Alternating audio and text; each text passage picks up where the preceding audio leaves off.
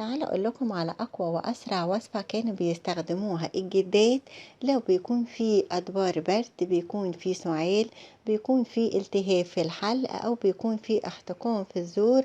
الناس اللي بيكون عندها ارتفاع في درجة الحرارة، لو في كمان سيلان في الانف، بتقوي جهاز المناعة بصورة هايلة جدا.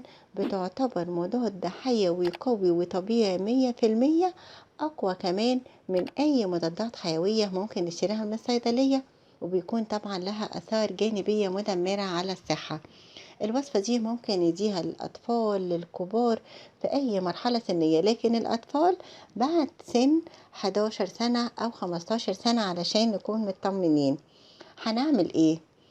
هناخد بصلة متوسطة الحجم، هنقشر البصلة، وعارفين كأننا بنعمل ايه، كأننا بنقور المحشي كده.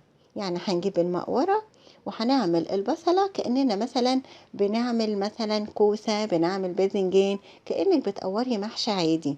يفضل ان البصل ده يكون بصل احمر، لكن لو مش متوفر هنستخدم البصل الابيض. هنعمل ايه بقى؟ هناخد 3 معالق من السكر ونحطهم في البصل، وبنسيب البصلة دي لتاني يوم، يعني تقعد من 6 ساعات ل10 ساعات. بنلاقي كل الخلاصة والفوائد اللي في البصل نزلت، وبيكون عندنا سائل بالشكل ده.